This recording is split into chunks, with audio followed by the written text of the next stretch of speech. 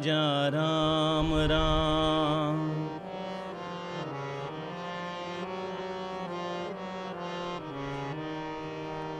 बोलो सीता राम राम, बोलो राजा राम राम।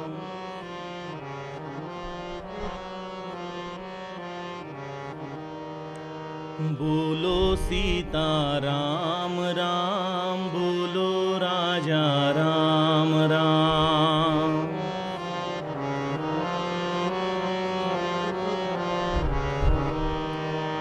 बोलो सीता राम राम, बोलो राजा राम राम।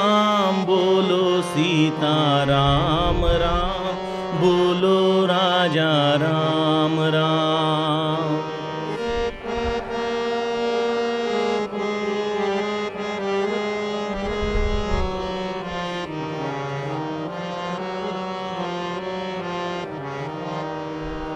बोलो सीता राम राम, बोलो राजा राम राम।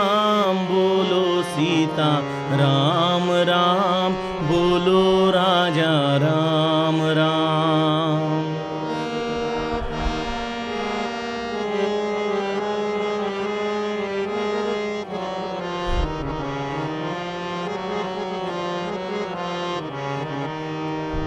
बोलो सीता राम राम, बोलो राजा राम राम। बोलो सीता राम राम, बोलो राजा राम राम।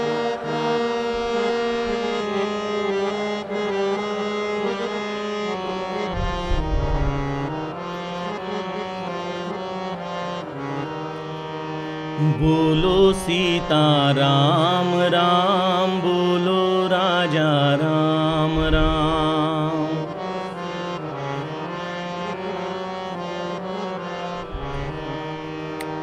बोलो सीता राम राम, बोलो राजा राम राम।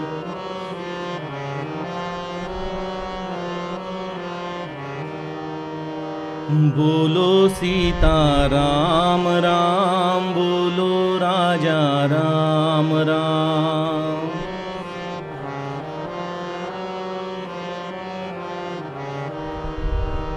बोलो सीता राम राम, बोलो राजा राम राम।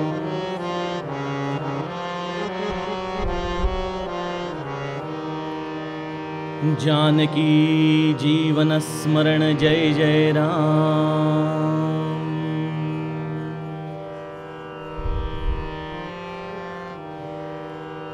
जयाचा जगी जन्म, नामार्थ झाला।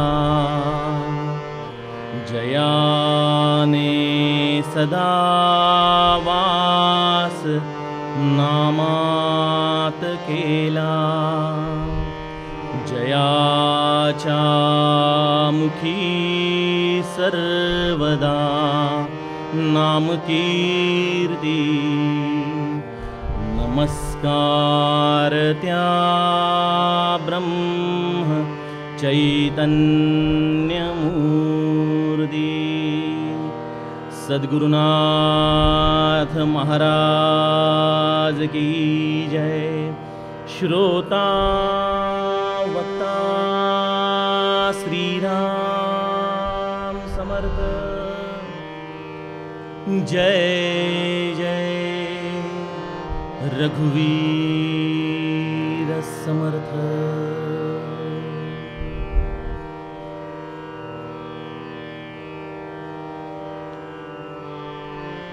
श्रीराम सर्वांच्या हृदयस्थ वसणारे आत्मारामास साष्टांग प्रणिपात करून या गुरुपौर्णिमेच्या पर्व काळात गुरुभजनाचा जो आनंद देणारा अभंग होता, ज्या तुकाराम महाराजांच्या या अतिशय सुंदर छोट्याशा अभंगातून आपण गुरुचरणी शुद्ध भाव व्यक्त करण्याचा मार्ग शोधत आहोत. श्रोत्यो, त्याचा हा अंतिम टप्पा, त्याचं हे आपलं आजचं अंतिम निरूपण. आपण गेल्या 5 निरूपणांच्या आधाराने या शुद्ध भावाची आमच्या जीवनामध्ये झालेली एक प्रकारची कोंडी, जो आमच्याच अंतरंगात आहे, जो आमच्याच हृदयात राहून आज सजग राहिलेला नाही, त्या भावाची मृतवत अवस्था झाली आहे जणू काही. तो शुद्ध भाव कसा जागृत करता येईल, त्याचं शास्त्र काय असू शकेल, अशा दृष्टीने चिंतन बघत आहोत. भाव या शब्दाची व्याख्या अर्थातच अखंड सद्गुरूच्या अस्तित्वाची जाणीव राहणं, आणि तीही निस्संदेह, याचं नाव भाव आहे. असा हा निस्संदेह भाव आपल्या हृदयामध्ये जागृत ठेवण्यासाठी एकच मार्ग, आणि तो म्हणजे गुरुभजनाचा. ते गुरुभजन आपण अत्यंत मनोभावे आपल्या हृदयात करावं आणि अनुसंधानाने आपलं मन भरून टाकावं, असं हे गुरुभजनाचं शास्त्र. त्यासाठी आपण गुण आणि रूप या आधाराने या अभंगातले 2 चरण बघितले, आणि आज सकाळी गुरुपाशी आहे देव, वारंवार सांगू काय, या एका चरणातून अहिल्याच्या चरित्राच्या आधाराने आपल्या या मनुष्य जन्माची जर शिळा आपण अहिल्यासारखी करू शकलो, तर आपल्या जीवनामध्ये देखील सद्गुरू रामाला आपल्या घराचा पत्ता विचारत घेऊन येईल आणि आपलं कल्याण करेल, या निष्कर्षाप्रत आपण आलो. आता आज या अंतिम टप्प्यामध्ये तुकाराम महाराज आपल्याला म्हणतायत, तुका म्हणे गुरु वचनी, देव भेटे जनीवनी. अगदी साधा सरळ अर्थ आहे श्रोत्यो. तुकाराम महाराज म्हणतात की गुरु वचनावरती ज्याने निस्संदेह श्रद्धा ठेवली, आपला अढळ विश्वास ठेवला, ते गुरुवचनच त्याला आहे त्या परिस्थितीमध्ये भगवंताचं दर्शन प्राप्त करून देईल. तुका म्हणे गुरुवचनी, देव भेटे जनीवनी. श्रोत्यो, हा संपूर्ण अभंग हा गुरुगीतेचं मर्म सांगणारा अभंग आहे. बघा, मी कालच आपल्याला म्हटलं, ध्यान मूलम गुरो मूर्ती, पूजा मूलम गुरुपदम, मंत्र मूलम गुरु वाक्यम, मोक्ष मूलम गुरु कृपा. आपल्याला तर ध्यान पाहिजे तर गुरुच्या रूपाचं हवं. आपल्याला जर कुठला मंत्र असेल तर तो केवळ गुरुवचनाचा आहे. आपल्यासाठी जर कुठली पूजा असेल तर ती केवळ गुरुचरणांची आहे. आणि अशा रीतीने ज्याचं मन सद्गुरूंनी भरून टाकलं, त्याला मोक्ष वेगळा दुसरा राहिला नाही. या गुरुची कृपा त्याच्यावरती या मोक्षाचा त्याला अधिकार मिळवून देते. गुरुवचनाची महती अगाध आहे. अगदी अनादी काळापासून जरी आपण वेगवेगळी चरित्र बघत आलो, तर गुरुवचनांच्या आधाराने या विश्वामध्ये मोठ्यातली मोठी कार्य पूर्ण झालेली आहेत. ज्या विश्वामित्रांचं चरित्र आपण आज सकाळी अभ्यासलं, त्यातला एका प्रसंगाचा अगदी ओझरता उल्लेख आपल्याला सांगतो, म्हणजे गुरुवचनाचं मर्म काय असतं ते आपल्याला कळेल. ज्याचा या गुरुवचनी अत्यंत दृढ भाव आहे, त्याला जगद्वंद्व करण्यामध्ये सद्गुरूचं वचन कसं उपयोगाला आलं.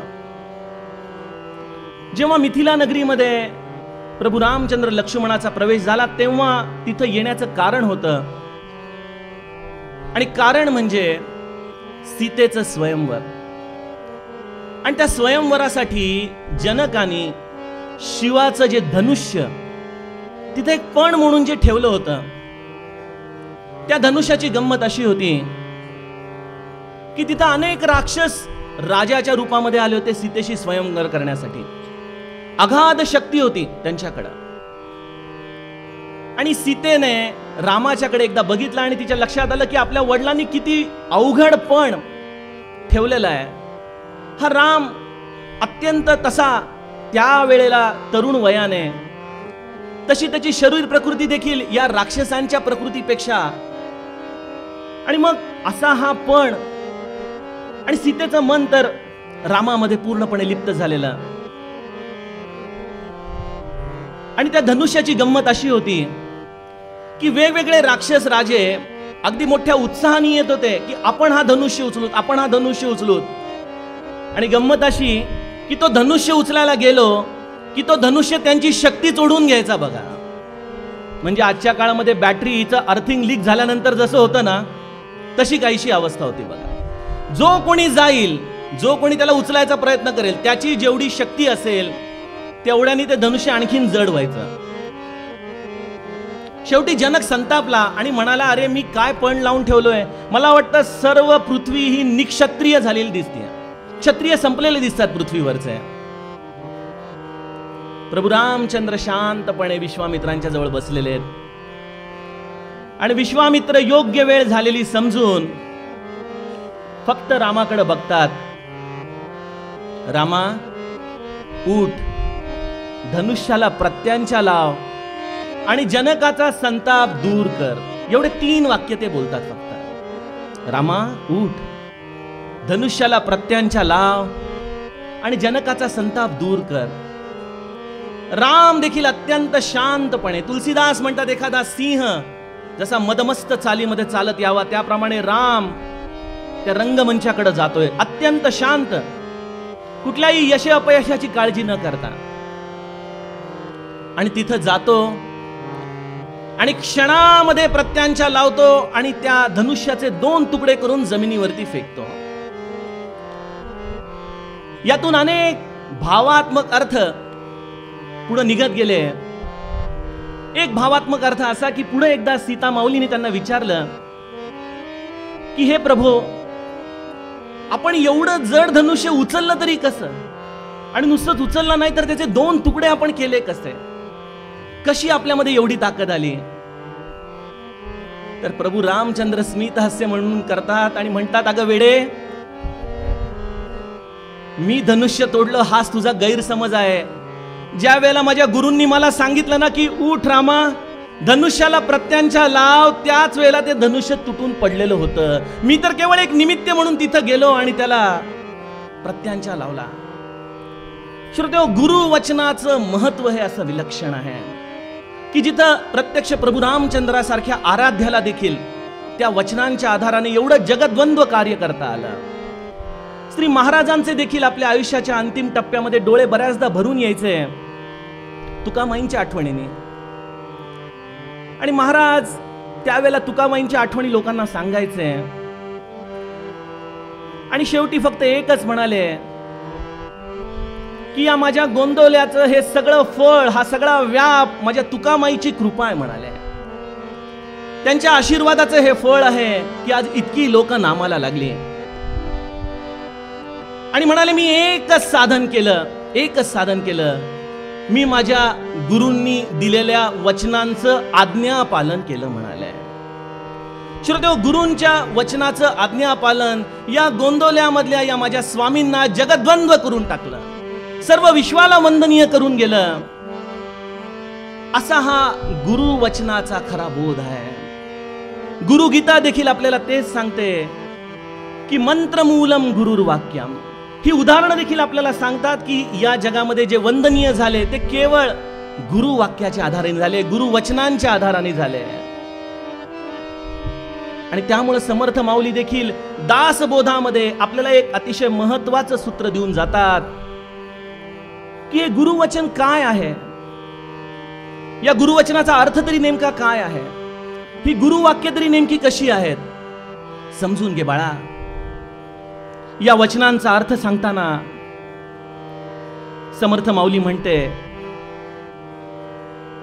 असो ऐसा जो वेदांत, त्या वेदांताचाही मतीथार्थ, अति गहन जो परमार्थ, तो तू ऐकाता श्रीराम.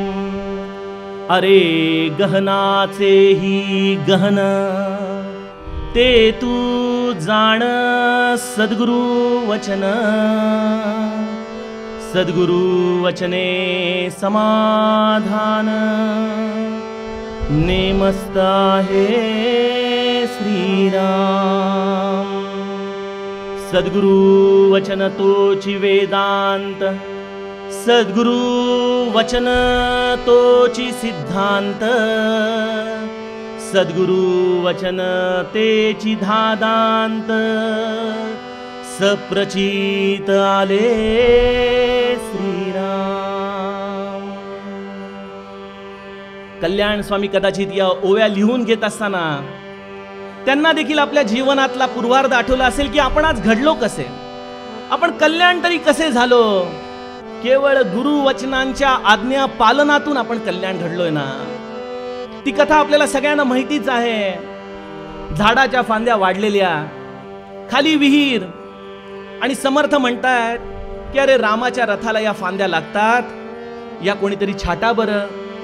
कल्याणा जा बरं वरती आणि एक कर बरं, फांद्यांच्या बुंध्याच्या दिशेला बसू नको, शेंड्यांच्या दिशेने बस। काय गुरु आज्ञा आहे बघा। जी महाराज असं म्हणून हातामध्ये कुऱ्हाड घेऊन कल्याण स्वामी त्यावेळेचे अंबाजी वरती जातायत।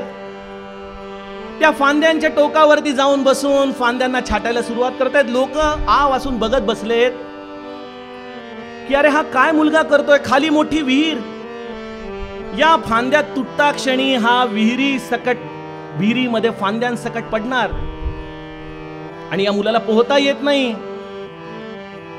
पण कल्याणाला समर्थांची आज्ञा, बस एवढं एकच वाक्य माहिती आहे, आणि समर्थ देखील निश्चिंतपणे आतमध्ये जाऊन बसलेले।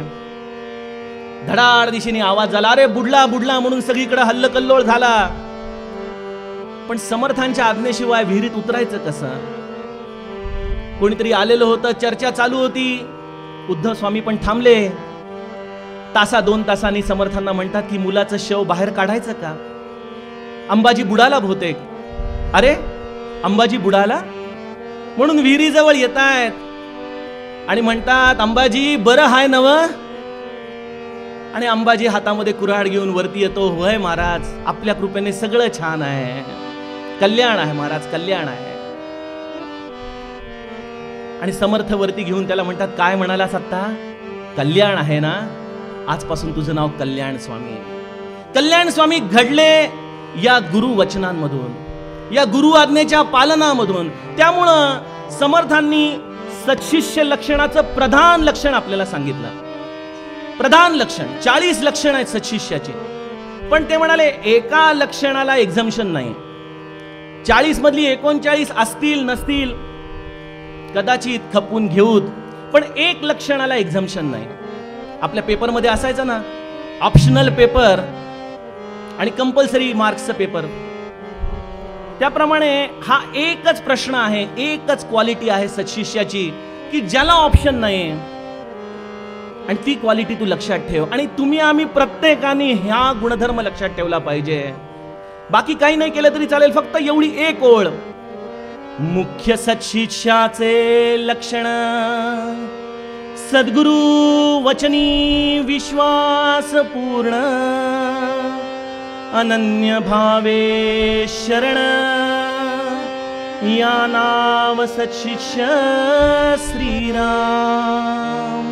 मुख्य सत्शिष्याचं लक्षण, सद्गुरु वचनी विश्वास पूर्ण 100%, त्याच्यामध्ये थोडा देखील अंशभर देखील भेसळ नको बरं। भेसळीचं तर मी आपल्याला सांगितलंच, दुधामध्ये पाणी कितीही मिसळलं तरी ते दुधाच्याच भावाने विकलं जातं, पण मिठाचा संशयरूपी खडा थोडा जरी पडला तर दूध वेगळं पाणी वेगळं।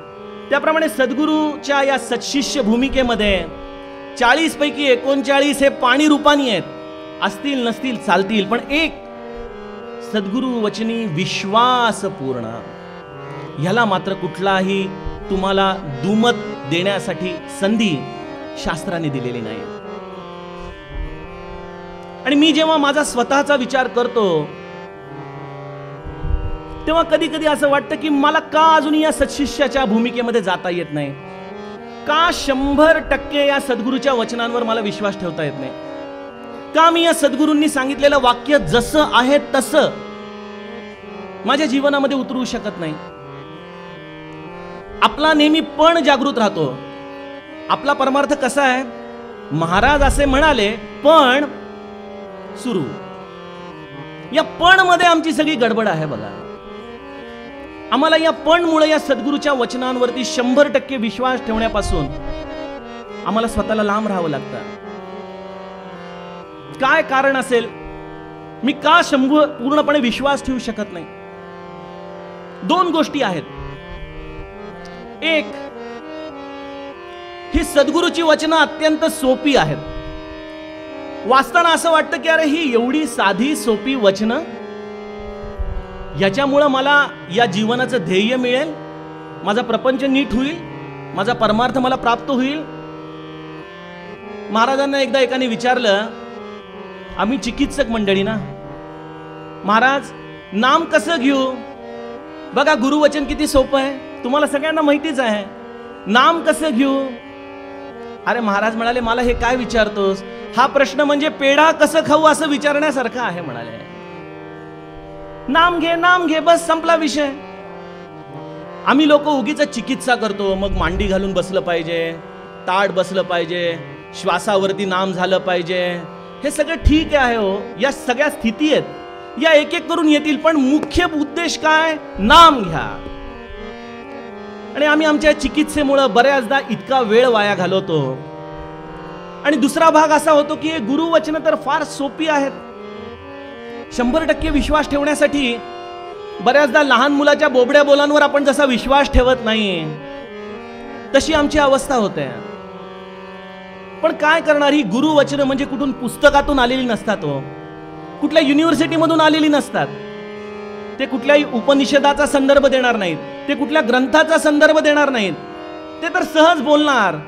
पण या सहज बोलण्यामध्ये, सहज बोलणे, हित उपदेश, आपल्या जीवनाचं ध्येय मिळवून देणारा उपदेश या साध्या सोप्या वचनांमध्ये असतो. या साध्या सोप्या वचनांचा अर्थ आम्हाला कळत नाही, म्हणून आम्ही चिकित्सा करत बसतो. आणि काही वेळा ही वचनं इतकी गहन आहेत की ही वरवरून दिसणारी सोपी वचनं आणि त्याच्या गुह्यार्थामध्ये शिरायला लागल्यानंतर डॉक्टर कुर्तकोटींची आठवण आल्याशिवाय राहत नाही. डॉक्टर कुर्तकोटी किती सुंदर म्हणून गेले की जे शंकराचार्यांनी संस्कृतामध्ये सांगितलं ते श्री महाराजांनी प्राकृतामध्ये ते बोलले. किती जणांना कळलं कोणास ठाऊक. महाराजांची वचनं श्रोत्यो, जी आपण जितक्या त्या गुह्यार्थामध्ये शिरण्याचा प्रयत्न करतो, लक्षात येतो की हा गुह्यार्थ गहन आहे. वरवर दिसणारी वचनं आणि त्याचा अर्थ बघायला गेलो की अरे बापरे, या वेदांताचा अर्थ त्यामध्ये सापडून जातो. जो समर्थांनी आपल्याला या दासबोधात सांगितला की सद्गुरु वचन हा वेदांत, सद्गुरु वचन हा सिद्धांत, सद्गुरु वचन हा धादांत, या दृष्टीने सद्गुरूची ही वचनं आहेत. एक उदाहरण बघा. गुरुकृपेने मला जो काही थोडासा अर्थ उमगला तो मी आपल्याला सांगतो. महाराजांचं एक वचन आहे की जे नेहमीच आपण उच्चारताना आपल्याला थोडंसं ओशाळल्यासारखं होतं. महाराज म्हणतात की जो अखंड नाम घेतो त्याच्या दारामध्ये मी एखाद्या लाचार कुत्र्यासारखा लोळत पडतो. हे वचन आहे बघा. बऱ्याचदा या वचनाकडे मी बघताना विचार करायचो की महाराज तुम्ही एवढी लाचार भूमिका का घेतली? आम्ही नाम घेतो, त्याच्या दारात मी लाचार कुत्र्याप्रमाणे लोळत पडतो. आणि माझ्या घरामध्ये नेमकं माझं अत्यंत आवडतं माझं श्वान आहे, त्याचं नाव ब्रुनो. मी बऱ्याचदा त्याची उदाहरणं देत असतो तुम्हाला. आणि या ब्रुनोचा मी एकंदर स्वभाव बघितला की हा लाचार कुत्र्याप्रमाणे लोळत पडतो. म्हणजे दिवसभर हा लोळत पडलेला असतो, यात काही शंका नाही. पण माझी मुलं शाळेतून आली की त्यांच्या अंगावरती उड्या मारतो, त्यांना चाटायला लागतो, त्यांच्याशी प्रेम करतो. 2-5 मिनिटं झाली की आपला हा पुन्हा जाऊन शांत. मी आलो ऑफिसमधून की तेच. पण जर कोणी अनाहूत मनुष्य आला, कुठल्या चुकीच्या मार्गाने येण्याचा प्रयत्न करू लागला की हा लाचार असलेला ब्रुनो एखाद्या वाघासारखा झेप घेतो तिकडं. बरीचशी लोक तर दरवाजा लावून मागच पळून जातात, नको म्हणतात. आणि बाकीच्या वेळेला त्याला कशामध्ये आसक्ती नाही, पूर्णावरणाचा स्वयंपाक चालला तरी त्याचं लक्ष नाही. आणि संध्याकाळी फक्त एकच अपेक्षा असते ऑफिसमधून आल्यानंतर की थोडेसे माझे लाड कर, माझ्या डोक्यावरून हात फिरव, बस, मला काही नको. आणि जेव्हा या माझ्या कुत्र्याच्या बरोबरच्या या सहवासातून या वचनाचा मी अर्थ घेऊ लागलो, तेव्हा माझ्या लक्षात आलं की महाराजांना काय सांगायचंय, की तुम्ही नामामध्ये राहताना तुमचा मी, हा माझा मी नाही, हा तुमचा मी एखाद्या लाचार कुत्र्याप्रमाणे या घराच्या दारात लोळत ठेवा. घराच्या दारात लोळत ठेवा म्हणजे तुम्ही अखंड नामस्मरणामध्ये लोळत राहा. पण नामस्मरणामध्ये लोळत राहताना मुलाबाळांवर प्रेम करायला विसरू नका. मुलाबाळांवर प्रेम करा, पण त्यांच्या आसक्तीमध्ये अडकू नका. आपल्या घराचं रक्षण करण्यासाठी जे जे काही करणं आहे ते सगळं योग्य करा. निरासक्त वृत्तीने राहा आणि जितका वेळ तुमच्याकडे आहे तेवढा वेळ नामामध्ये पडून राहा. श्रोतेहो, या गुरुवचनांचा आपण जितका अर्थ घेऊ, जितकं त्याच्या गुह्यामध्ये उतरू, तितकं आपल्या जीवनामध्ये या गुरुवचनांचा बोध आपल्याला एक मार्ग दाखवू लागतो, एक दीपस्तंभ दाखवू लागतो. जुन्या काळी लोक नकाशे किंवा गुगल मॅप घेऊन फिरायचे नाहीत, ते एखाद्या ताऱ्यावरून ठरवायचे की या दिशेने चालायचे आपल्याला. या जगाच्या रंगभूमीमध्ये देखील तुम्ही आम्ही सगळी मंडळी असेच हरवलेलो असतो. या हरवलेल्या मंडळींना ही गुरुवचनं एखाद्या ताऱ्याप्रमाणे सदैव मार्गदर्शन करत असतात. गुरुवचनं अगाध आहे श्रोतेहो, आणि ही तर केवळ आपल्याला ज्ञात असलेली थोडीफार वचनं. इथं अनेक साधक मंडळी आहेत की ज्यांच्याकडं हस्तलिखित रूपाने गुरूंची अगाध वचनं आहेत, आणि ज्याचं स्मरण करता करता आपली बुद्धी शेवटी त्यांच्या चरणावरती नतमस्तक होते. अशा या गुरुवचनांची, या गुरुवाणीची, ही अगाध महिमेची ओवी तुकाराम महाराज आपल्याला समजावून सांगतायत. गुरुवचनामध्ये 3 गुणधर्म असतात श्रोतेहो, 3 गोष्टी असतात. एक, ते अत्यंत अकृत्रिम असतं, त्याच्यामध्ये कुठलीही नाट्यमयता नसते. आपण आजच्या काळामध्ये बघतो लोक आपल्याशी खूप गोड बोलतात, ज्याला आपण शुगर कोटेड वर्ड्स म्हणतो, पण त्यांचा तसा खराच उद्देश असतो का हो? त्या शब्दांचा खराच अर्थ तसा असतो का? पण गुरुवचनामध्ये हा अकृत्रिमपणा थेट मनुष्याच्या अंतःकरणाला हात घालतो. हा त्यांच्या वाणीचा गुणधर्म आहे की महाराजांकडे इंजिनियर आले तर महाराज इंजिनियरला समजेल या भाषेत बोलायचे. महाराजांकडे शेतकरी आला तर महाराज शेतकऱ्याच्या भाषेमध्ये बोलायचे. महाराजांकडे जो मनुष्य ज्या भावनेने आला त्या भावनेने त्याच्या अंतःकरणाला हात घालणारी वाणी, ही अकृत्रिम वाणी, हे सद्गुरूच्या वाणीचं एक अत्यंत परम असं वैभव होतं. या अकृत्रिम वाणी बरोबरच जो अत्यंत गहन असा वेदांत आहे, जो अत्यंत बेचव आहे, जो अत्यंत रुक्ष आहे, त्या बेचव गहन वेदांताला देखील अत्यंत विनोदात्मक, अत्यंत हलकं फुलकं. महाराजांच्या प्रवचनातलं कुठलंही वाक्य घ्या, असं वाटतं की आपल्या घरातला कोणीतरी मोठा माणूस आपल्याला समोर बसून हे सगळं सांगतोय, अत्यंत हलक्या फुलक्या पद्धतीने. आणि हे करत असताना सद्गुरूचं सगळ्यात मोठं महत्व म्हणजे ते सत्य सांगितल्याशिवाय राहत नाही. तो नुसतं हलकं फुलकं विनोद सांगणं हे सद्गुरूच्या वचनांचं काम नाही. त्यामध्ये जे सत्य आहे ते सांगितल्याशिवाय देखील ते राहत नाहीत. काल मी आपल्याला तुलसीदासांचं ते वचन सांगितलं ना, की आम्हाला ज्या भाषेमध्ये कळतं त्या भाषेमध्ये संत बोलतात बघा. काम ही नारी पियारी जिमी, लोभ ही प्रिय जिमी दाम, तिमी रघुनाथ निरंतर प्रिय, लागहु मोही राम. शेवटची रामायणातली ओवी आहे.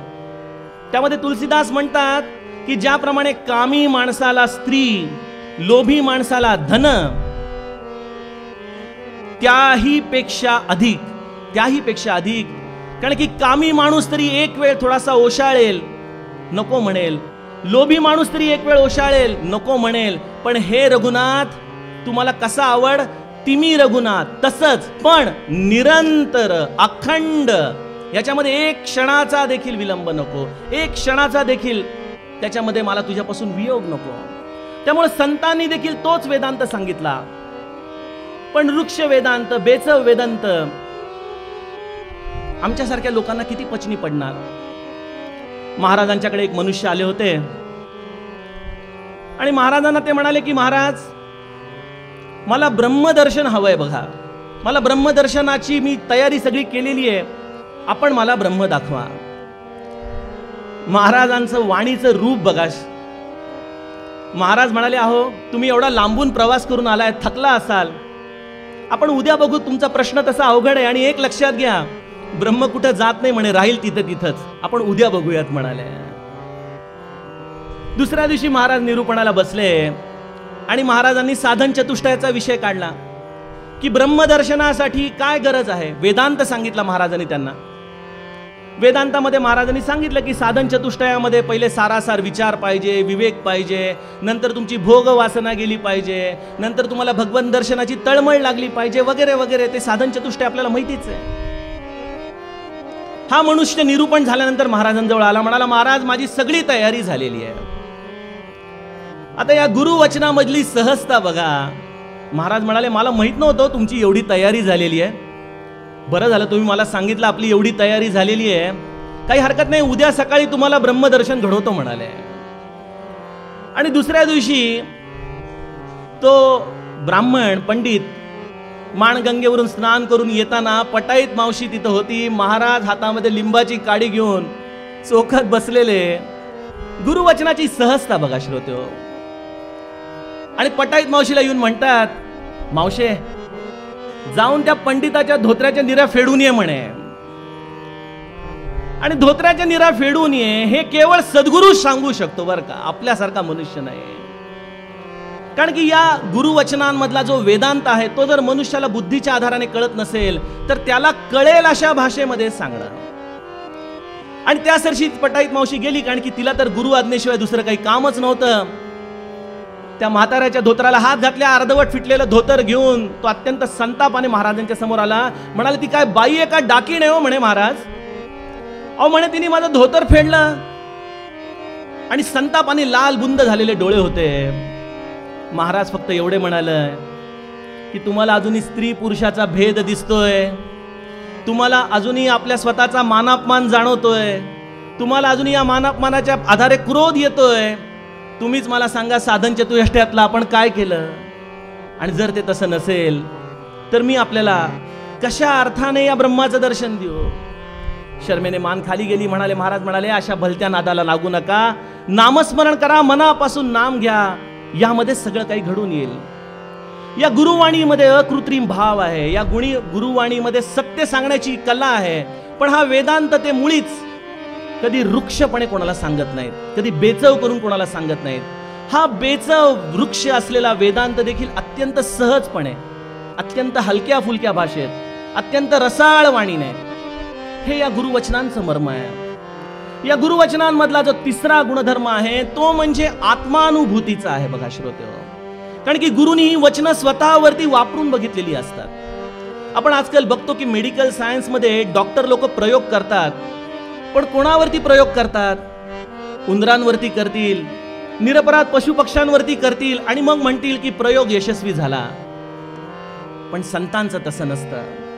संत जे काही आपल्याला सांगतात तो सिद्धांत ते पहिले स्वतःवरतीच वापरतात. आणि तो सिद्धांत जेव्हा त्यांना स्वतःच्या अनुभूतीला येतो तेव्हा तो सिद्धांत होतो. पूज्य बाबा याच्यावरती एक फार सुंदर गोष्ट सांगायचं आहे. त्यांच्या उपनिषदाचा अभ्यास या पुस्तकाच्या सुरुवातीला ही गोष्ट आहे. ते म्हणाले की एक मनुष्य एका ट्रॅव्हल एजन्सीमध्ये कामाला, त्या चारधाम यात्रा असतात ना हरिद्वारच्या तिथून निघणाऱ्या, तिथं तो यात्रेकरूची रिझर्वेशन करण्याच्या काउंटरवर कामाला होता. रिझर्वेशन करणाऱ्या काउंटरवर हा काम करणारा आणि आलेल्या लोकांचं तिकीट फाडताना सगळं विचारायचा, कसं जाणार आहात, कुठली गाडी आहे, कुठल्या हॉटेलमध्ये उतरणार, कुठल्या धर्मशाळेत जाणार, मग तुम्ही असं करा, या गल्लीतून डाव्या हाताला वळा, तिथून उजव्या हाताला वळा, हे करा ते करा. हे सगळं त्यांना तो सांगत असायचा. लोक इतके त्याच्यावरती खुश होऊन जायचे, इम्प्रेस होऊन जायचे, म्हणायचे आपल्या कितीतरी चारधाम यात्रा झालेल्या दिसताय तो. ते म्हणाले फक्त तेवढंच राहिलंय म्हणे माझं, बाकी सगळं झालेलं आहे. अहो मग एवढी माहिती, अहो एवढी माहिती म्हणजे तुमच्यासारखे यात्रेकरू येऊन सांगतात ते हॉटेल चांगले, ती गल्ली चांगली आहे, हे सगळं चांगलं आहे. श्रोतेहो, गुरुवचनांमध्ये आत्मानुभूती आहे. इथं माहितीचं शास्त्र नाही, नॉलेज नाहीये. It is first hand experience, पहिला हाताने आलेला अनुभव आहे तो. एक विनोदाची गोष्ट आठवली. एकदा एक ख्रिश्चन धर्मातला फादर आणि त्याच वेळेला एक बस ड्रायव्हर, या दोघांचंही निधन होतं. ते वरती जातात. वरती गेल्यानंतर त्यांचा पाप पुण्याचा हिशोब सुरू होतो. तर ड्रायव्हरला स्वर्ग मिळतो आणि फादरला म्हणतात की तुमचं पुण्यांश कमी आहे, तुम्हाला थोडा वेळ नरकात जावं लागेल. फादर चिडतो, म्हणतो अरे काय मला नरकात? अरे म्हणे मी आयुष्यभर लोकांना भगवंताचं सांगितलं आणि त्याचं हे फळ मला नरकात, आणि हा साधा ड्रायव्हर चपरासी लेवलचा मनुष्य आणि याला स्वर्ग? मला सांगा म्हणे तुमच्या CR मध्ये नेमकं काय लिहिलंय, कॉन्फिडेन्शियलिटी रिपोर्ट मध्ये काय आहे की ज्याच्यामुळे तुम्ही असा निर्णय घेताय? ते म्हणाले अहो फादर, तुम्ही जेव्हा प्रवचन द्यायचा ना तेव्हा लोक झोपा काढायचे म्हणे, कोणी ऐकलं नाही तुमचं. आणि हा ड्रायव्हर जेव्हा गाडी चालवायचा तेव्हा एवढा रॅश गाडी चालवायचा की लोक तळमळून नामस्मरण करायचे बसमध्ये. शेवटी रिझल्ट महत्वाचा आहे ना, आणि ज्याचा रिझल्ट महत्वाचा आहे त्यामुळे याला स्वर्ग, कारण की यांनी अनेक लोकांना नामस्मरणाला लावलं. तुमच्या प्रवचनात लोकांनी झोपा काढल्या. बघा हे असं आहे बघा आमच्यासारख्या लोकांचा आणि सद्गुरूच्या वचनांचा मधला फरक. गुरुचं वचन हे असं असतं. गुरु बोलतो साहेब, पण का बोलतो? गुरुला लौकिक हवाय का? काय एवढी वचनं त्यांनी लिहून ठेवली? कशासाठी लिहून ठेवली? कधी विचार केला? त्यांना काय रॉयल्टी हवी होती का? त्यांना पाहिजे होतं की माझ्या नावाने पुस्तक लिहिलं जावं? कुठलाही सद्गुरू हा त्याच्या पश्चात नंतर संप्रदाय त्याचे लोक तयार करतात. तो कधी स्वतःहून कुठला संप्रदाय तयार करत नसतो, कुठलाही धर्म तयार करत नसतो. तो तर आपला येतो, सहज त्याचं कार्य करतो, निघून जातो. गुरु करुणावश बोलतो. बघा करुणावश, त्याला खरं बोलायची इच्छा नाहीये, तो सतत मौनामध्ये आहे. महाराज म्हणालेत ना एका ठिकाणी की मला भगवंतानी तुमच्यासारख्या प्रापंचिकांमध्ये टाकलं, पण माझं मौन त्यांनी कधी भंग होऊ दिलं नाही. पण तो बोलतो. का बोलतो? आनंद सागर त्याचं वर्णन करताना म्हणतात, भवभार फार झाला, जीव तळमळू लागला. भवभार फार झाला, जीव तळमळू लागला. सगुण रूपे धावत आला, सगुण रूपे धावत आला. अभयवर दिलाया माण गंगा तीरी. स्वामी माझा पाहिलाया माण गंगा तीरी. सद्गुरु तो देखिलाया माण गंगा तीरी. सद्गुरु बोलतो साहेब, तो केवळ तुम्हा आम्हा वरती असलेल्या करुणेपोटी बोलतो. माझी ही लेकरं, माझी ही दीन मंडळी या भवभारामध्ये त्रस्त झालेली आहेत. त्यांच्या जीवनाचा जणू त्यांना कुठला आधार राहिलेला नाही. अशा असहाय्य जीवांसाठी सद्गुरू बोलतो. त्याला तुमच्याकडून कशाची अपेक्षा नाहीये. तो त्याचं कार्य करतो आणि निघून जातो. त्याची ही अकृत्रिम वाणी, त्याची ही आत्मानुभूती, त्याची ही रसाळ वाणी, त्याची ही सहजता केवळ केवळ तुमच्यावरच्या कारुण्यापोटी तो बोलतो. आनंद सागरांच्या जीवनामध्ये ते जास्त वेळ तर मौनातच असायचे. लहानपणापासून त्यांची अंतर्मुख वृत्ती होती. आणि जेव्हा सद्गुरू त्यांना प्राप्त झाले आणि जेव्हा सद्गुरूंनी आनंद सागराच्या त्या छोट्या गोविंदाच्या पाठीवरून हात फिरवला आणि म्हणाले, बाळ गोविंद जेवलास का रे तू? केवढं छोटं वचन आहे, बाळ गोविंद जेवलास का रे तू? आजपर्यंत आयुष्यामध्ये एवढ्या प्रेमाने कोणीही बाळ गोविंदला हे विचारलं नव्हतं की बाळा तू जेवलास का रे. केवळ एवढे 3 शब्द उच्चारले आणि गोविंद संपूर्णपणे त्यांचा होऊन गेला.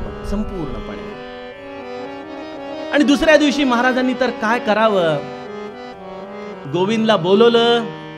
छोटा 10 वर्षाचा गोविंद, आणि त्याला आपल्या स्वतःच्या हाताने जशी माऊली लेकराला आंघोळ घालावी त्याप्रमाणे आंघोळ घातली बघा आनंद सागरांना.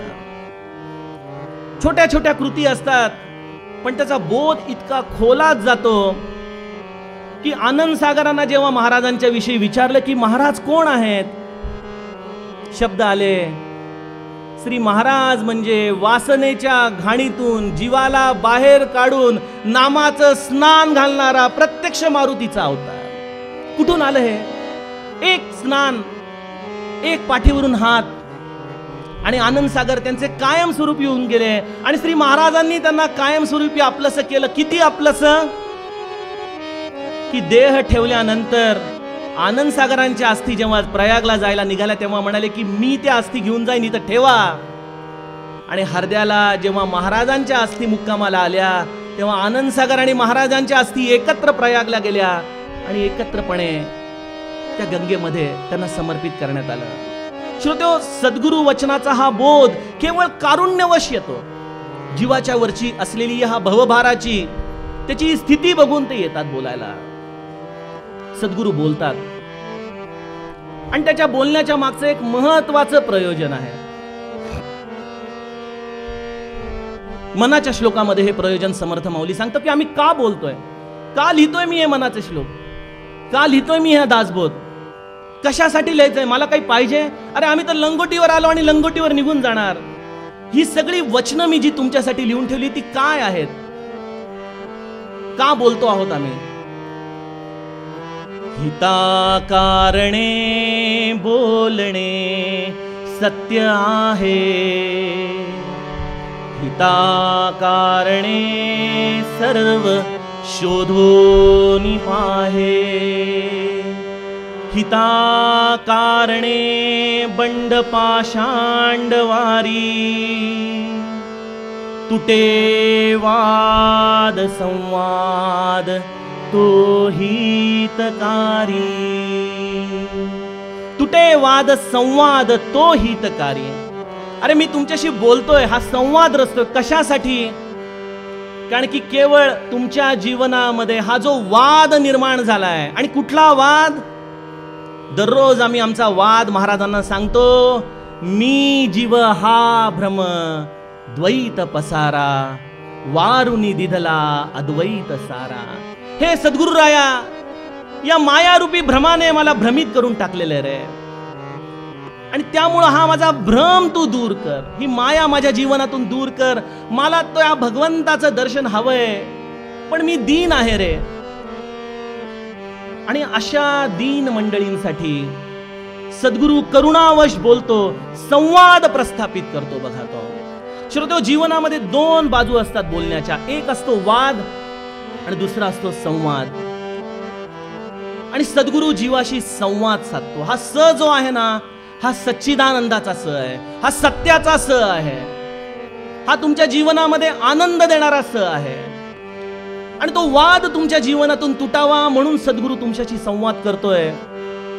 आणि संवाद शास्त्राचं एक अतिशय महत्वाचं गणित सद्गुरु आपल्या जीवनामध्ये प्रस्थापित करतात. काय असतो गुरुवचनांच्या मध्ये? हा अमृत योग. का या गुरुवचनांना हे अमृत तुल्य असं वचन म्हटलं जातं?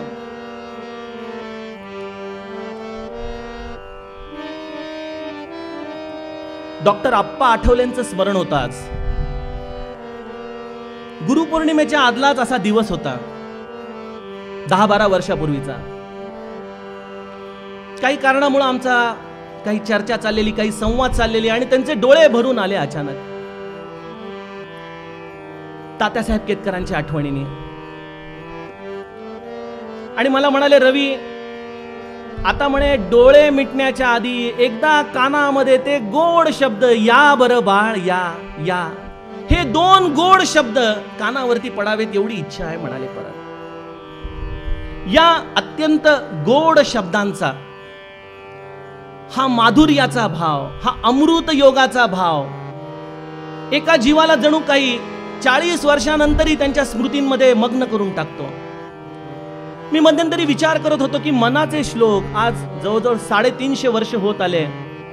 या मनाच्या श्लोकांचं अमृत तुल्य योग अजूनही आपल्या मनातून का कमी होत नाही? आजही लहान मुलं पासून मोठ्यांपर्यंत प्रत्येकाला या मनाच्या श्लोकांचा आनंद मिळतो. काय आहे या मनाच्या श्लोकाचा संवाद? त्याचं संवाद शास्त्र हे अत्यंत महत्वाचं आहे.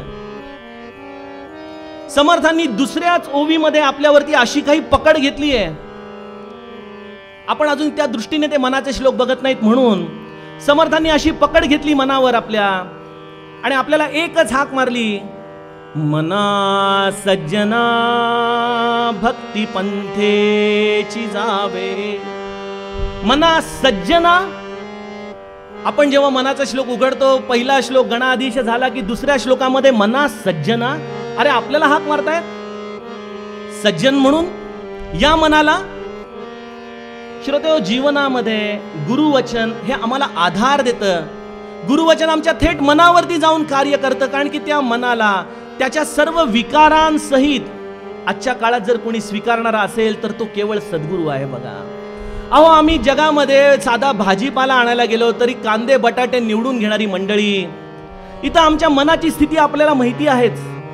क्षणामध्ये इथं जाईल, क्षणामध्ये तिथं जाईल, अनेक षड्रिपूंमध्ये लोळत येईल.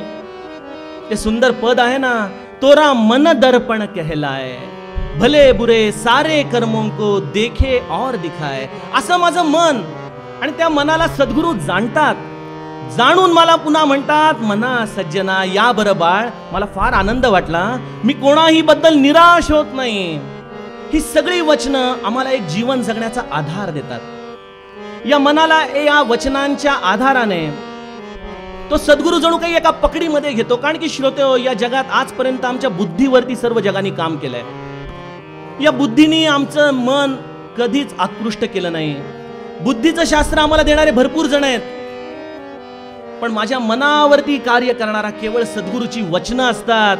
कारण की सद्गुरूला माहिती आहे की या मनाचं संशोधन हेच भगवंताची प्राप्ती आहे. हे मन जर तुझ्या ताब्यात आलं की भगवंत दूर नाहीये. ते आपण हनुमान स्तोत्र म्हणतो ना, मारुती स्तोत्र, त्याच्यामध्ये एक अतिशय सुंदर ओळ आहे बघा, मनासी टाकिले मागे गतीसी तुलना नसे. आपल्याला असं वाटतं की हनुमंताच्या गतीविषयी हे बोललं गेलेलं आहे. अर्थात ते बरोबरच आहे, पण त्याचा एक भावार्थ असा निघतो की ज्याने आपल्या मनाला मागं टाकलं, मनासी टाकिले मागे, त्याच्या सद्गतीची तुलना कशाशी करता येऊ शकत नाही. आणि त्यामुळे सद्गुरू त्याच्या वचनांच्या आधाराने आपल्या मनावरती प्रथम कार्य करतो. आणि बुद्धीनी तर आम्हाला आजपर्यंत असं शिकवलंय, सर्व शास्त्रांनी पंडितांनी आम्हाला एकच गोष्ट शिकवली, ब्रह्म सत्य जगत मिथ्या. ब्रह्म सत्य आहे, सगळं जग मिथ्या आहे, अशाश्वत आहे. अरे पण आमचं स्वभाव तर बघ सद्गुरू राया, शेजारच्या घरामध्ये 10 पोचे आलेलं फुलपात्र जरी दुसऱ्याला दिलं असलं तरी ते परत कधी मिळेल अशी आमच्या मनाची स्थिती आहे बाबा. कुठल्या शंकराचार्यांच्या या बोधाने माझं पोट भरणार आहे सांगा बरं. एकदा एका गुरुची अशीच मंडळी असतात ज्यांना ब्रह्मसत्य जगन मिथ्या बोध दिलेला असतो. एकदा काहीतरी बाचाबाची होती दोघांची, तर तो त्याचा सदरा फाडतो. सदरा फाडल्यावर तो म्हणतो, अरे माझा सदरा तू फाडला. अरे म्हणे सोडून दे ना, तसे आपल्याला शिकवलंय ब्रह्मसत्य जगन मिथ्या, सोडून दे. तो म्हणतो ठीक आहे. तो त्याला एक थोबाडीत मारतो. तो म्हणतो, अरे मला थोबाडीत का मारली? अरे तूही असंच समजून घे म्हणे, ब्रह्मसत्य जगन मिथ्या. श्रोतेहो, या अशा बोधाने कधी कोणाचं पोट भरलेलं नाही, कधी कोणाला भगवंत मिळालेला नाही. आणि सद्गुरू आपल्या मनाच्या भूमिकेला जाऊन बसतो. महाराज म्हणतात, तुम्ही नाम घ्यायला लागला ना की मी तुमच्या मनाची जागा घ्यायला लागतो. मला तुमचं मन माहिती आहे रे, काय आहे, कुठं आहात तुम्ही. आणि 105 डिग्री असलेला ताप लगेच 99 करणं चुकीचं आहे, होय की नाही. त्यामुळे मग महाराज काय म्हणतात की ब्रह्मसत्य जगत मिथ्या ठीक आहे, आपल्याला ते झपणार नाही, पटणार नाही. मग एक काम करू की हे सगळं ब्रह्म जर राममय आहे तर तुझा प्रपंच देखील रामाचा आहे बरं का. त्यामुळे प्रपंच तू सोडू नकोस. प्रपंचामध्ये दुसरं काहीही वेगळं करण्याचाही प्रयत्न करू नको. जसा आहे तसाच तो प्रपंच. पण माझं एक ऐकशील का? बघा कसे माऊलीचे संवाद असतात. माझं एक ऐकशील का? हा प्रपंच रामाचा म्हणून करशील का? या रामाचा प्रपंच म्हणून अगदी आनंदाने या प्रपंचामध्ये तू राहा, गाद्या गिरद्यांवर लोळ, सर्व काही कर, पण या प्रपंचाची मालकी रामाची आहे असं समजशील का? कारण की ब्रह्मसत्य जगन मिथ्या आहे, सत्य आहे, मान्य आहे, पण आम्हाला या स्थितीपासून ही गुरुवचनं तिथपर्यंत घेऊन जाणार आहेत. त्यामुळे प्रथम वचन गुरु आम्हाला सांगतो की बाळा, प्रपंच सोडू नकोस, कुठेही जाऊ नकोस, काहीही वेगळं करू नकोस. करायचं असेल तर एक कर, त्या प्रपंचाची मालकी रामाकडे सोपव. मग आमच्या मनामध्ये प्रश्न येतो, कारण की आमचा हा संवाद आहे ना, महाराज प्रपंचाची मालकी रामाकडे देऊ म्हणजे नेमकं काय करू? महाराज आपल्याला सांगतात, बाळा त्यासाठी त्या मालकाचं अखंड स्मरण कर, त्या प्रपंचामध्ये राहताना त्याचं नाम घे, बस बाकी काही करू नकोस. त्या प्रपंचामध्ये त्या भगवंताचं नाम घे, त्याची मालकी आपोआप त्याच्याकडे लागून जाईल बघ. पण तरी देखील आमच्या मनामध्ये अनेक भ्रांती आहेत, भ्रम आहेत. प्रपंच म्हटला की चढ उतार आली, लाभ नुकसान आलं, अनेक गोष्टी घडत असतात. महाराज म्हणतात, बाळा ते नाम घेताना एक करशील का? तुझा प्रपंच तू माझ्यावरती सोपव. तो प्रपंच मी तुझ्या कल्पनेच्या पलीकडे चांगला करून देईन. श्रोते, आपण किती श्रद्धा दरिद्री आहोत की इथं गुरुवचन एवढं स्पष्टपणे सांगतंय की तो तुझा प्रपंच तू माझ्याकडे सोपव, मी तो तुझ्या कल्पनेच्या पलीकडे चांगला करून देतो. आम्ही जिंदगी के साथ भी जिंदगी के बाद भी या ऍडव्हर्टाइजला फसूत, पण या गुरुवचनांवरचा हा आमचा श्रद्धा दरिद्रीपणा काही केला जात नाही. काय करावं? मला आठवतं माझा एक वैयक्तिक अनुभव, खरं तर मला सांगायला आवडत नाही, पण काय करावं, आमच्याकडे तर अनुभवाचा तसा दुष्काळच आहे. पारमार्थिक अनुभव तर कुठले नाहीत, प्रपंचातलेच अनुभव सांगू शकतो. मध्यंतरी मला कोणीतरी गमतीने विचारलं, काय हो म्हणे तुम्ही एवढे समरसून महाराजांचे अनुभव सांगता, तुम्ही महाराज असताना नक्की तिथं असणार म्हणे कुठंतरी. म्हटलं बाकीचं तर माहित नाही महाराजांच्या बरोबर होतो की नाही, पण एका प्रसंगामध्ये मात्र निश्चित होतो म्हटलं महाराजांबरोबर. म्हणाले सांगा सांगा कुठला प्रसंग? लोकांना उत्सुकता लागते ना आपले पारमार्थिक अनुभव ऐकायचे. म्हटलं तुम्हाला महाराज आईला काशी यात्रेला घेऊन गेलेला प्रसंग माहितीये का? हो म्हणे. म्हटलं चिंतूबुवांनी जशी तुळस तोडली आणि महाराजांच्या हातावरून जसं पाणी सोडलं, तसं घर लुटण्यासाठी जो पहिला माणूस गेलो ना, तो मी होतो म्हटलं. काय आमचा अनुभव असणार हो? सगळा दुष्काळाचाच प्रांत. पण वैयक्तिक अनुभवाचं सांगायला झालं तर श्रोते, महाराजांची ही वाक्य म्हणजे मार्केटिंग टॉक्स नाहीत बरं का, की तुम्ही तुमचा प्रपंच माझ्यावरती सोपवा, मी तो तुमच्या कल्पनेच्या पलीकडे चांगला करून देतो. हा आपला प्रत्येकाचा अनुभव आहे खरं, पण आम्ही तो मान्य करत नाही, आणि मान्य केला तरी आमच्या जीवनातली भ्रांत सुटत नाही. माझा असाच व्यवसाय थोडासा डबघाईला आला होता. 2000 साली अशीच गुरुपौर्णिमा होती, आणि व्यावसायिकांचं देणं, मनस्ताप, वय लहान होतं, पैशाचा आधार असणारी लोक नव्हती, मन उद्विग्न झालं होतं. आणि असाच गुरुपौर्णिमेच्या जुलै महिन्यातल्या कुठल्या तरी प्रवचनाचा दिवसामध्ये महाराजांचं वाक्य तिथं आलं की एखादं मोठं महत् कार्य करण्यासाठी जशी लांब उडी मारण्यासाठी 4 पावलं मागं जावं लागतं, त्याप्रमाणे सद्गुरूचं अधिष्ठान असतानाही जर अधोगती होत असेल तर समजावं महत् कार्याची सुरुवात झालेली आहे. बस त्या वचनाला घट्ट धरून ठेवलं. म्हटलं महाराज तुम्ही म्हणता म्हणजे बरोबरच आहे. आणि आज 15 वर्षानंतर खरोखर अनुभव येतो की लांब उडी मारण्यासाठी महाराजांनी आपल्याला जे काही केलं ते योग्यच केलं, पण श्रोते आमचा धीर या प्रपंचामधला सुटतो. महाराज त्यासाठी काकुळतीला येऊन आपल्या वचनांमधून सांगतात की बाळांनो, जसं बाप पोराला पोहताना मधून मधून आपले हात काढून घेत असतो, तसं तुमच्या हातात खालून मी हात काढून घेतो. तुमची तयारी किती झाली आहे? तुम्ही माझ्यावरती प्रपंच सोपवला तो केवळ या प्रपंचातले सुखभोग उपण्यासाठी नाही, कारण की तुकाराम महाराजांना आपल्याला काय करायचंय? देव भेटे जनीवनी या स्थितीपर्यंत न्यायचंय हो. ब्रह्मसत्य जगन मिथ्यापर्यंत आपल्याला न्यायचंय. त्यामुळे तुमच्या नाकातोंडात पाणी गेलं तर मी तुमची तयारी बघत असतो. आणि ज्या वेळेला नामस्मरणाच्या आधाराने आमची तयारी अशी हळूहळू वरती जाऊ लागते की आता जे घडतंय ते आपल्या इच्छेने घडतंय, ते माझ्या अंतिम कल्याणाचं घडतंय, ते माझ्या हिताचंच घडतंय. हे जेव्हा आपल्या मनाची भावना हळूहळू या गुरुवचनांच्या आधारानेच विश्वासाने वाढू लागते. हा विश्वास काय गुरु आपल्या जीवनामध्येच त्याच्या वचनांच्या आधाराने देत असतो.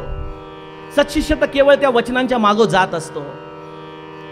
आणि त्यामुळं आपल्या जीवनामध्ये जेव्हा अशी अधोगतीचे काही क्षण येतात तेव्हा आपल्या मनाला आधार द्या. अरे ते आहेत ना, ते बघतायत ना, त्यांना माहिती आहे ना, जे घडते ते योग्यच होत आहे. आणि अशा वेळेला आपल्या मनाची धारणा दृढ ठेवणं म्हणजे सद्गुरु वचनी विश्वास पूर्ण, ही अशी अवस्था असते बघा. बापू काका मला एकदा हरद्याला गेले असताना महाराजांचा एक अनुभव सांगायचा. अगदी डोळ्यात पाणी आणून त्यांनी मला सांगितला, त्यांच्या आई वडिलांना काशी यात्रेसाठी हरद्याला बोलवून घेतलं होतं. आणि हरद्याला गेल्यानंतर गणपतराव दामलेंचे सगळे पैसे महाराजांनी काढून घेतले.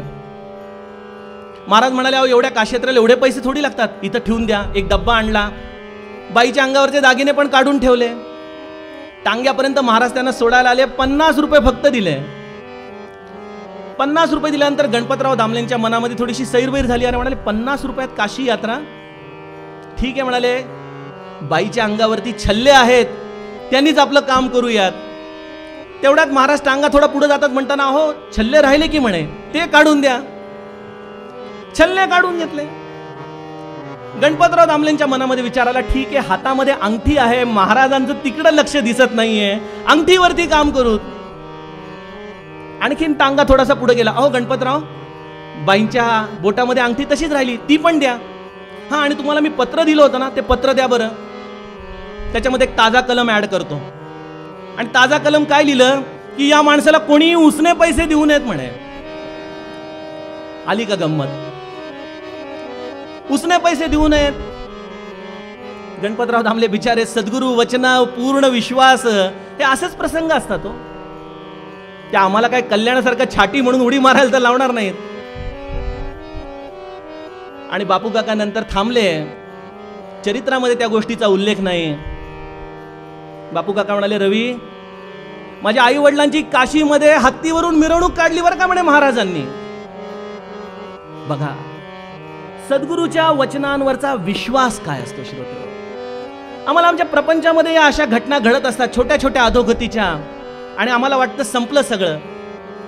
पण सद्गुरू एका महत् कार्याची सुरुवात तिथं करत असतो. त्यातून आणखीन एक टप्पा तो गुरु शिष्याला पुढे नेतो आणि त्याला तो स्वतंत्र करत असतो. कारण की आज छोट्या छोट्या आघातांमुळे महाराजांना येऊन त्रास देणं, नवस करणं, हे आमच्या मनाचा जणू काही या प्रपंचामधला कमकुवतपणा आहे. त्यांच्यावर एकदा सोपवलंय ना, मग ते योग्य आहे. ही आमची निष्ठा जशी जशी दृढ होऊ लागते, गुरुवचन आम्हाला सांगतं की बाळा, आयुष्यामध्ये जेव्हा अधोगतीची वेळ येत असते ना, जेव्हा एखादी गोष्ट आपली सहनशक्तीचा अंत बघत असते ना, तेव्हा उलट अधिक आनंदी व्हावं म्हणाले, अधिक निश्चिंत व्हावं. कसं?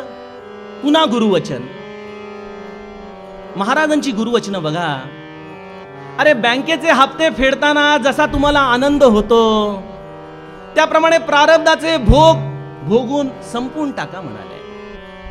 या वचनाच्या आधाराने आपल्या मनाला किती शक्ती मिळते श्रोते, किती सहनशक्ती येते, किती मोठी तितिक्षा येते की अरे महाराज, मी त्या पक्षासारखा आता झालो, मी आता आकाशात उडू शकतो.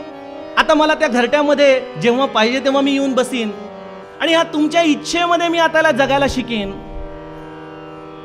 त्या घरट्यामधले पक्षी जसे स्वच्छंदपणे उडतात, तसे श्री महाराज आम्हाला मोकळ्या आकाशामध्ये उडायला तयार करत असतात. हे ब्रह्मसत्य जगन मिथ्या वाक्य हे सत्य आहे, पण त्याची प्रोसेस गुरुवचन आहे बघा.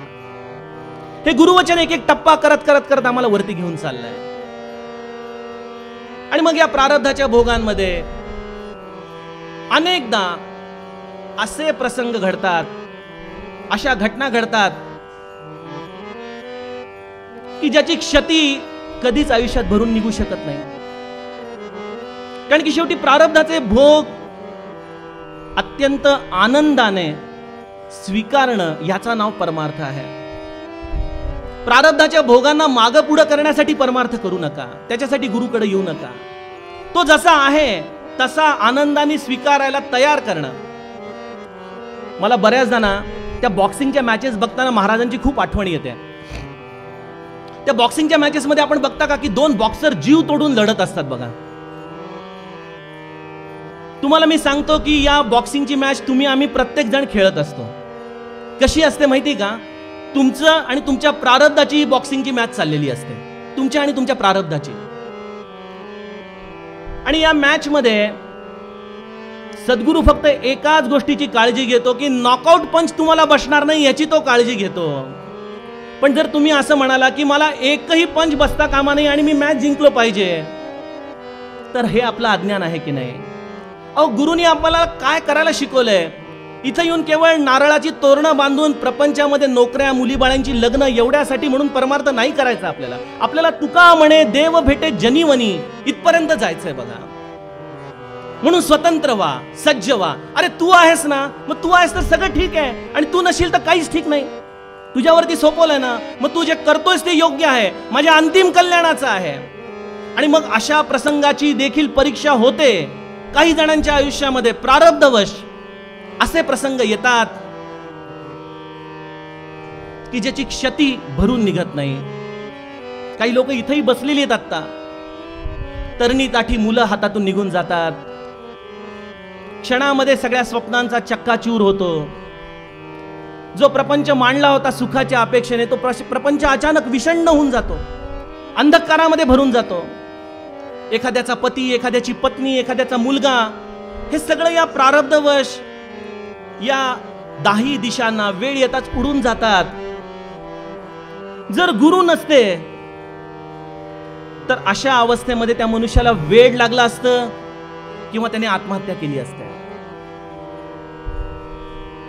पण केवळ गुरुच्या डोळ्याकडे बघून तो मनुष्य तो आघात देखील सहन करू शकतो. श्रोते,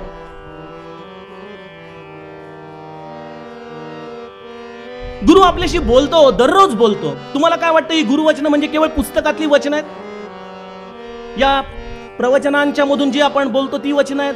गुरु आपल्याशी दररोज बोलतो. दररोज या गुरुवचनांच्या आधाराने तो आपल्याला सांगत असतो. तो आवाज बारीक आहे. थोडेसे अंतर्मुख व्हा, नामामध्ये शिरा. त्या अंतर्मुखतेमधून, या नामातून येणारा तो आवाज ऐका, आपल्या कानांना ऐकू येईल. ही अशरीर वाणी आहे या गुरुची. गुरु आपल्याशी वेगवेगळ्या टप्प्यांनी, वेगवेगळ्या पद्धतीने बोलत असतो. पहिला टप्पा म्हणजे नामाचा. महाराज म्हणाले, मी कुठं गेलो नाही, मी कुठं आलो नाही, मी केवळ एका नामामध्ये आहे, तुम्ही नामामध्ये मला बघा. आणि ज्याने नामामध्ये महाराजांना घट्ट धरलं, ते नामच त्याच्याशी संवाद करू लागतं. हा गुरुचा एक संवाद झाला. दुसरा संवाद म्हणजे आपल्या प्रवचनाचं पुस्तक घ्या. इथं प्रत्येकाला हा अनुभव आहे की जो नित्य प्रवचन वाचतो, त्या नित्य प्रवचनामध्ये ते प्रवचन केवळ माझ्यासाठी लिहिलेलं आहे. हा तुमचा अनुभव आहे की नाही? हा अनुभव कुठून येतो?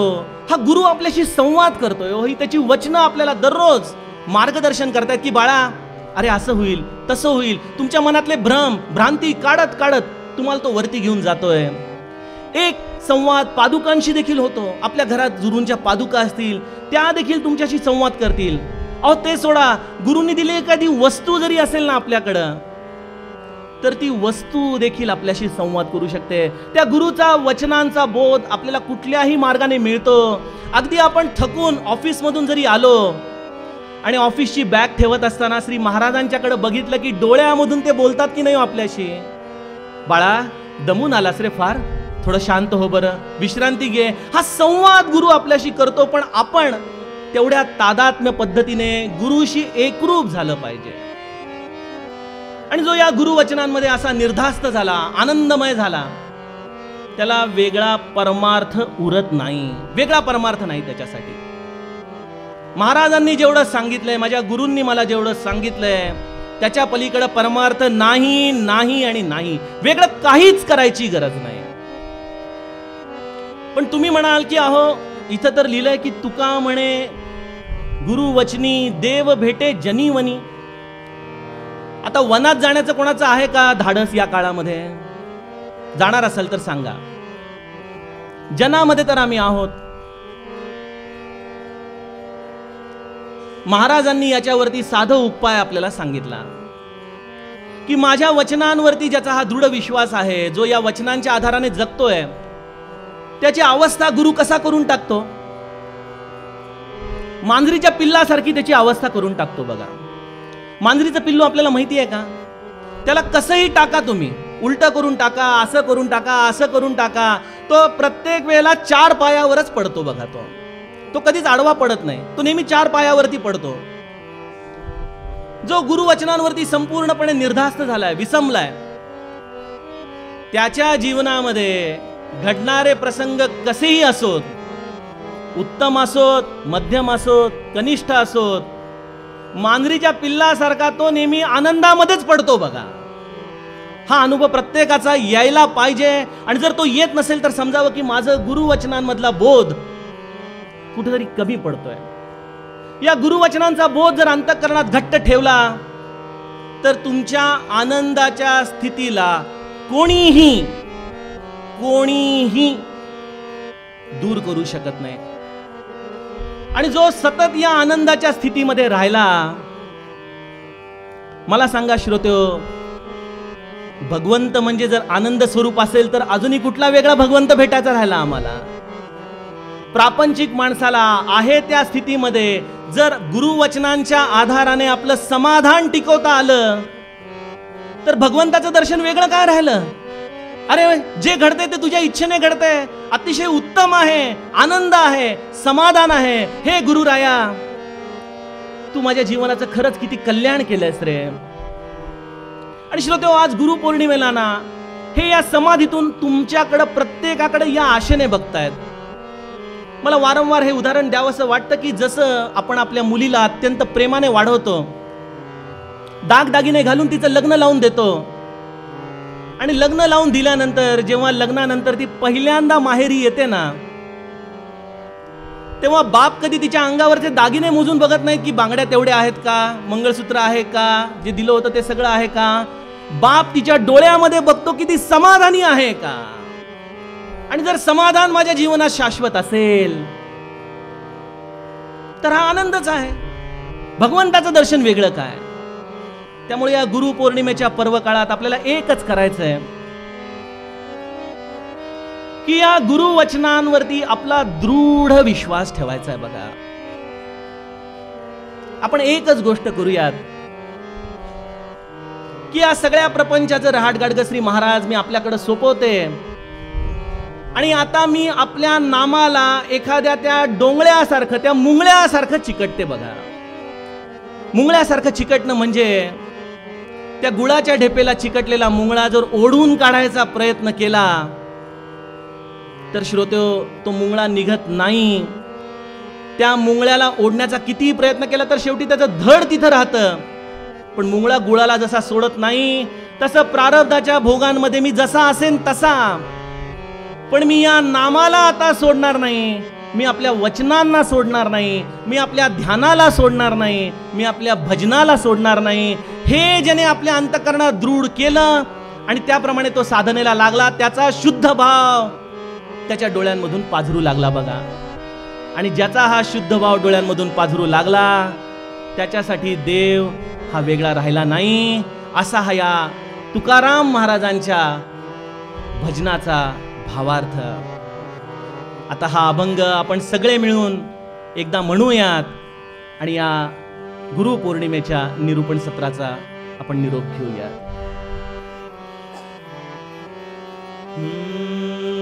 गुरुचरणी ठेविता भाव,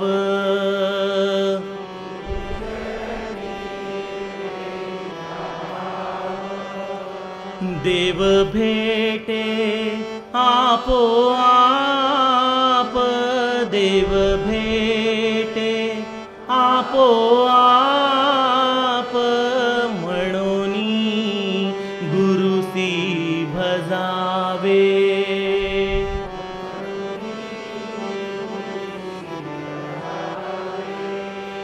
रूप ध्यानासी आणावे, रूप ध्यानासी आणावे, म्हणूनी गुरुसी भजावे, म्हणूनी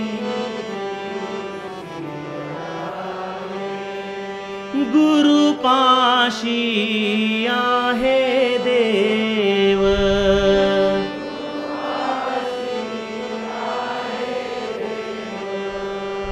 वारंवार सांगू काय,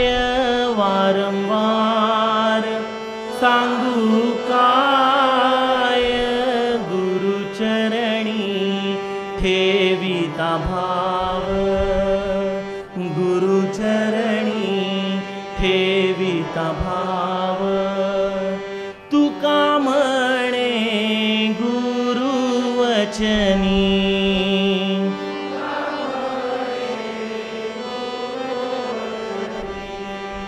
तुका म्हणे गुरुवचनी